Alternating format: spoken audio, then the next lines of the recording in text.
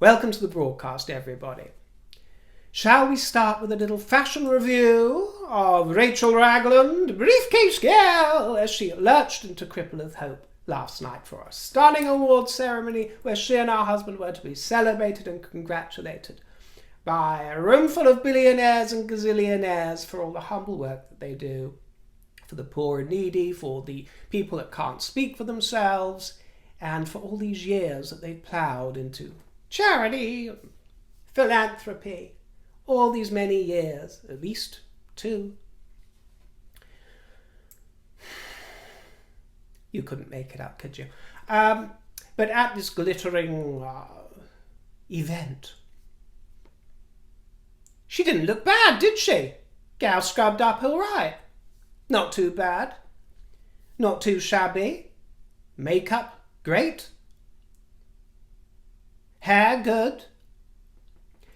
The dress, I believe, has gone down really rather well, even with many of you. I think it's okay. I think it was a good choice for her, you know. It can hide a multitude of sins. And also, I mean, it's not to my taste. It's not to my taste. I don't like these kind of origami affairs. I don't find it royal.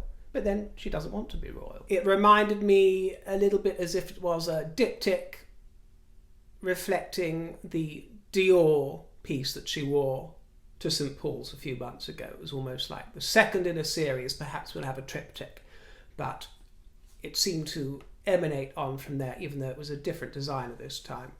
The same sort of idea, sort of origami affair with the head erupting from the top, almost as if it's a bust on an alabaster plinth.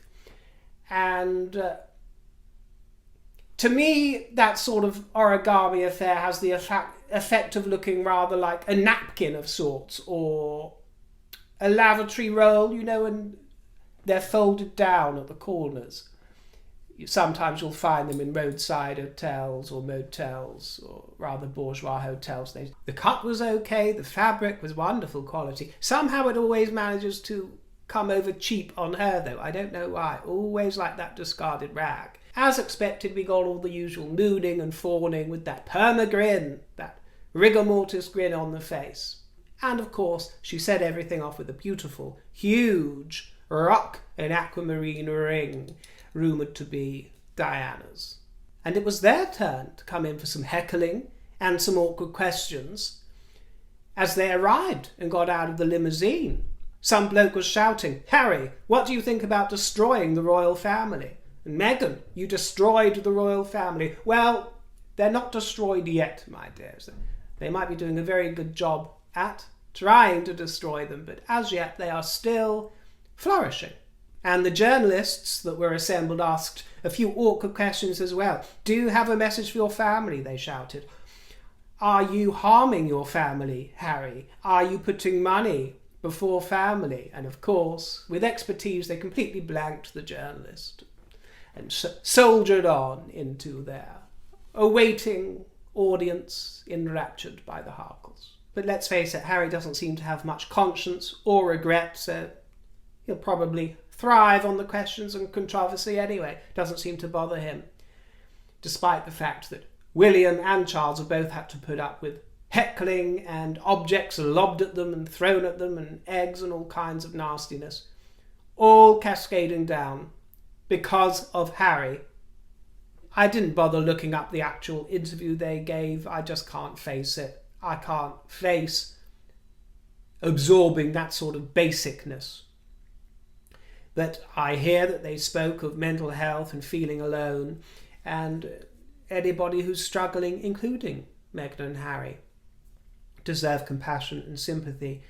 But it's so bizarre how it goes completely over their head, the anguish and the mental suffering faced by the Queen, Charles and William. It's as if their feelings don't count whatsoever. You know, the royal family have always faced constant criticism in the most intense way, in the intense scrutiny. But that's gone up tenfold since the Oprah interview, hasn't it? It's gone up tenfold. I don't know how it can lie on Harry's shoulders, especially. I don't know how it can lie, that burden on his shoulders, that his brother, who he claims to love to bits, has to go through the rest of his life with suspicious fingers pointing at him, how his grandmother had to spend her twilight moments watching the reputation of her legacy and the Commonwealth take a pummeling. And wasn't it interesting to see the behind-the-scenes photographs that were shared by the Prince and Princess of Wales, because you could be forgiven for thinking that Catherine had worn white instead of green in these photographs, but they were some gorgeous images. I can tell you now, in hindsight, I never liked that green that she wore, even though I was there raving about it. But, I was caught up in the moment, and I do think that it was the right choice because it was so bold. But I do actually soberly think it's a rather ugly green. To me, it reminded me of a chroma key green screen. It was as if she'd popped out of one of those. So don't get me wrong, I thought it was the right boldness for the occasion, but for my personal taste, it's a much too lurid green. But this is what is so magnificent about Catherine and her feel, together with her team, her feel for the occasion and how to make a statement and communicate a message without speaking. She does it so well. She did it all throughout Boston. She's got rave reviews for that trip, not just for the green dress moment, but also for the rest of it, because it was so understated. It was so elegant, muted, understated, but quality, and it conveyed the message that they were there for serious work, before leaving in a sort of cloudburst of dazzle and glitter and green goodness. And now we've been treated to another Bobby Dazzler of a moment at Buckingham Palace. There was a lavish reception at the palace for the diplomatic corps. Catherine stole the show in Princess Margaret's lotus flower tiara, with its fanned motifs crowned by floating diamond arches. There were hundreds of guests at this glittering affair, and wasn't the gown absolutely exquisite with a few sequins and a few sparkly embellishments? The press have been calling it scarlet. They've been describing it as scarlet, which I suppose it is. I couldn't make up my mind. What shade of red would you say it is? It's a sort of almost russety, blood orangey, and then a bit of blood red, depending on the light, and a bit of scarlet. Almost brown in some lights. It's one of those that I can't quite put my finger on, but I'm sure one of you might do.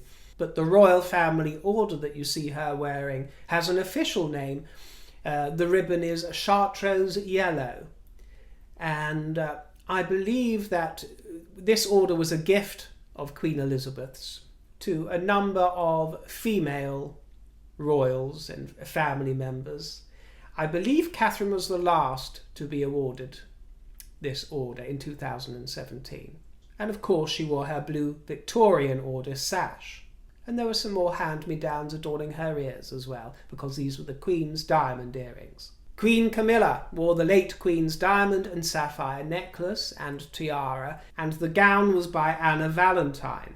And I noticed in a couple of photographs she'd seemed to amp up the lip liner a little bit, which I heartily approve of.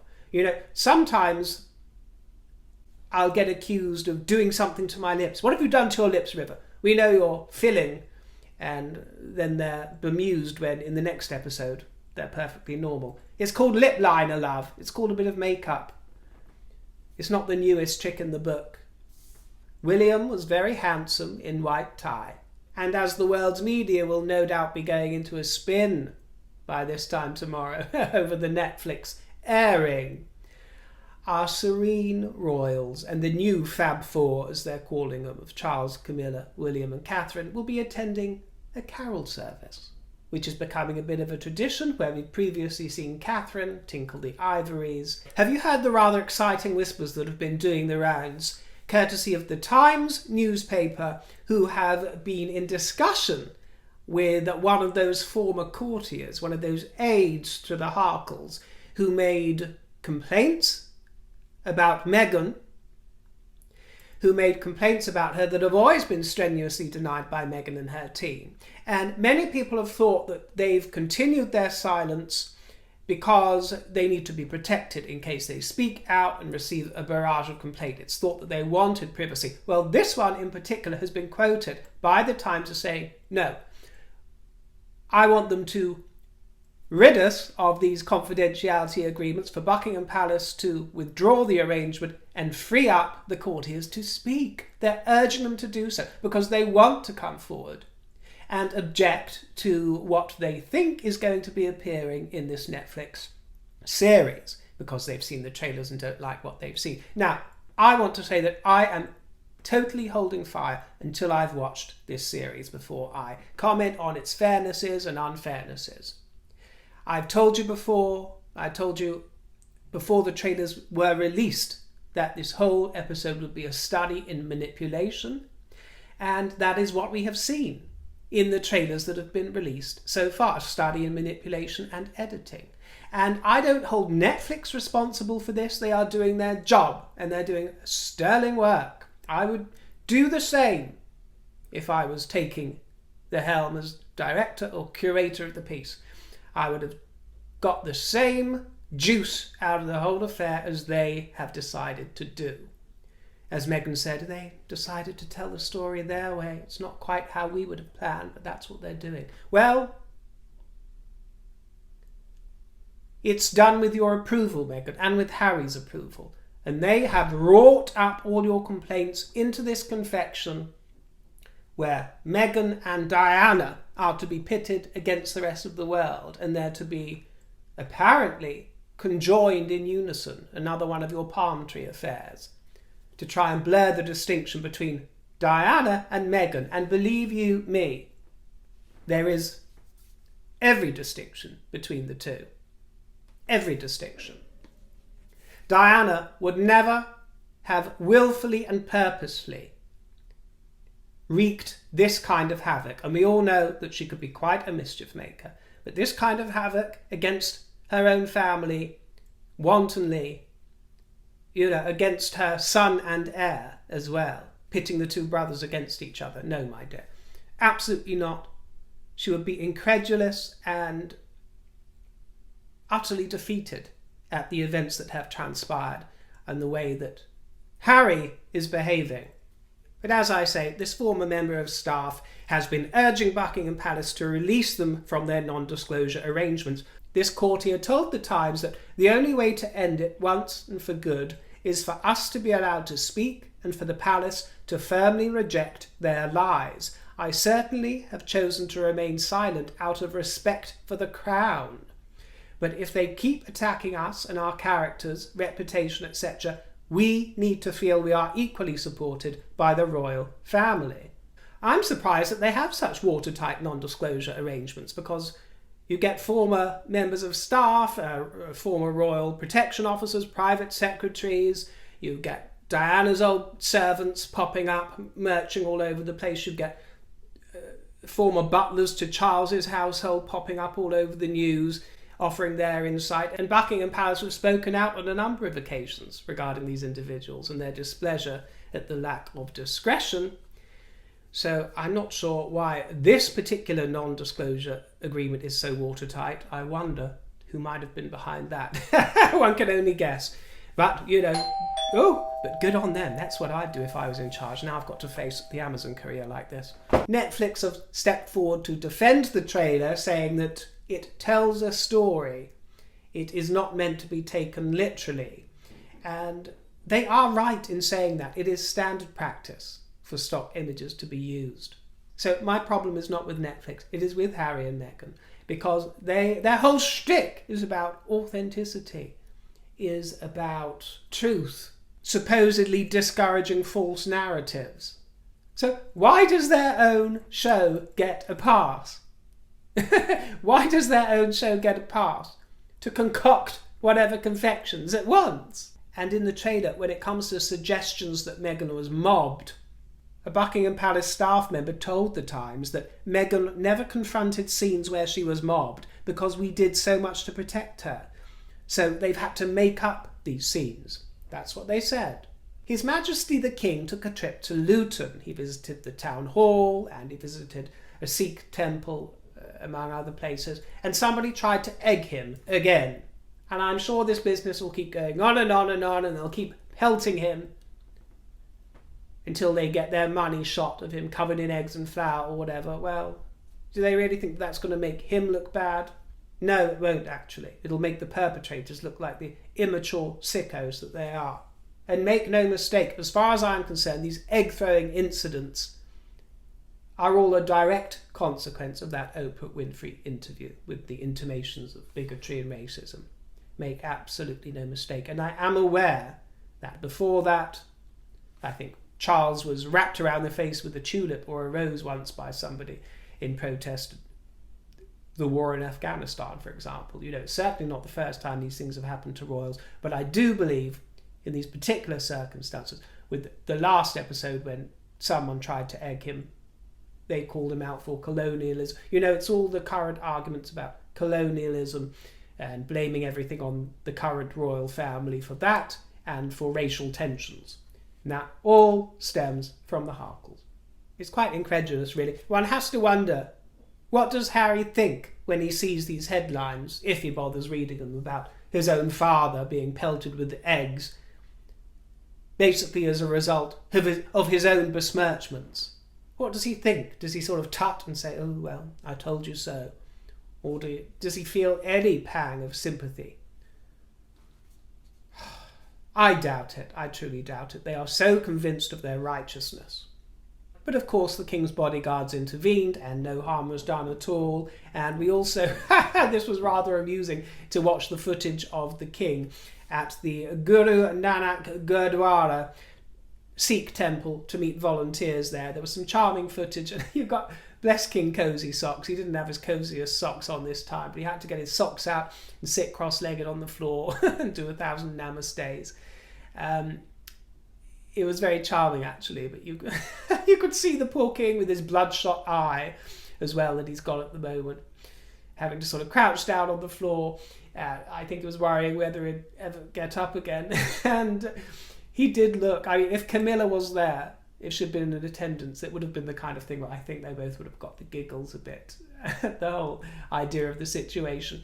He looked a little bit uncomfortable to me, but he absolutely tried to get into the spirit of it as best he could and show his respect in a meditation shawl that was flung around him and a Ramal headscarf. And Queen Camilla appeared on another magazine cover looking gorgeous. Vibrant she was, in sort of Christmassy red. And it was all in a fabulous cause, of course. She was discussing her work with Safe Lives, the domestic abuse charity. And by the way, Sophie Wessex was in Washington this week. Did you see the lovely pictures of her? She was a marvel in monochrome. And there was something about the hairdo this week that gave me retro vibes, maybe 80s, early 90s, almost like a mullet. But she wore it well, and she was there receiving the 2022 Hillary Rodham Clinton Award. The visit was part of her work championing the women, peace and security agenda. But this was a rather fun tribute to Elizabeth the other night. The fashion industry paid tribute to Queen Elizabeth at the Fashion Salute show at the Royal Albert Hall. And you see Naomi Campbell. She presented a tribute to the Queen, and the whole thing featured British brands like the Queen, Burberry, Christopher Kane, and the models showcased works inspired by royalty on a circular catwalk with footage of Elizabeth shown on a screen while musicians played. Thank you very much for your company. I am extraordinarily busy in this run-up to Christmas, extraordinarily so. So I'm just popping in here and there where I can to keep you company for a little while, and I'll be back soon enough. I'm going to try my very best to watch the Netflix global event featuring Harry Bell and Rachel Ragland, Briefcase Gal. That's what they should call the story of her life, isn't it? Or her memoir. We have Spare, and we should have Briefcase Gal. But yes, I shall be trying my very best to watch that as quickly as I can and get back to you. Toot sweet! I'll see you next time. My tip jar is in the description box below. Stay haughty and just a little bit naughty. Toodle pip.